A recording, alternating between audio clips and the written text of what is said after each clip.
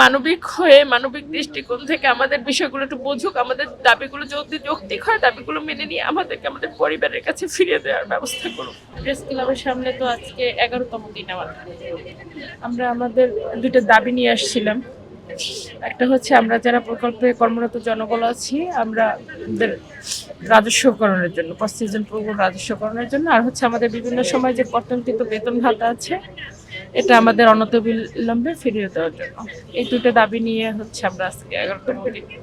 তো আমরা প্রথম 5 দিন হচ্ছে অনশন কর্মসূচিতে ছিলাম। সেখানেও আমাদের ঊর্ধ্বতন কর্তৃপক্ষ আমাদের সাথে কোনো যোগাযোগ করেনি। এরপর 1 তারিখে হচ্ছে আমাদের যমুনা অভিমুখে যে আমরা রওনা হয়েছিলাম সেখানে আমরা পুলিশের এই প্রেস ক্লাবের সামনে পুলিশ আমাদের বাধা দেয়। যমুনার কাছাকাছি আপনার হচ্ছে কাকরাইল মোড়ে সেখানে আমাদের সাথে আমাদের উপর লাঠিচার্জ করে, আমাদের কয়েকজন সহকর্মীকে ধরে নিয়ে যায়। 1 তারিখে যে ঘটনাগুলো ঘটেছে এগুলো আপনারা বিচ্ছিন্ন বিচ্ছিন্ন ঘটনা আপনারা জানেন। তারপরেও কেউ একটু সদয় হয়ে আমাদের খোঁজ খবর পর্যন্ত নেয়নি 1 তারিখের ঘটনার পরে। এরপর আমরা লাগাতার অবস্থান কর্মসূচিতে আছি এরপরের 6 দিন। এখন পর্যন্ত কেউ আমাদের কাছে আসেনি।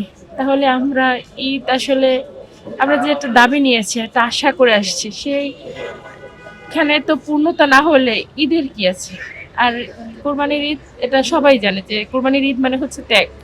আমাদের ধর্ম অনুযায়ী এটা ত্যাগ। তাহলে আমাদের ত্যাগটা, আমাদের স্যাক্রিফাইসটা হচ্ছে আমরা আমাদের আনন্দ সব জলাঞ্জলি দিয়ে দিচ্ছি। যেখানে আর মাত্র কয়েকটা দিন পরে আমাদের প্রকল্প বন্ধ করে আউটসোর্সিং এ একটা 3য় ফেজ নিয়ে আসবে এবং আমাদের এই আউটসোর্সিং এ যেতে হবে আবার নিয়োগ পরীক্ষা দিয়ে। এটা একটা প্রহসন আমাদের সাথে। আর আরেকটা বিষয় হচ্ছে আমাদের মন্ত্রণালয় এই যে আমাদের আজকে দক্ষ জনবল 7 বছর যারা আমরা কাজ করেছি আমরা নিঃসন্দেহে দক্ষ জনবল, আমাদেরকে বেকার করে দিয়ে আমরা কি হব? দেশের বোঝা।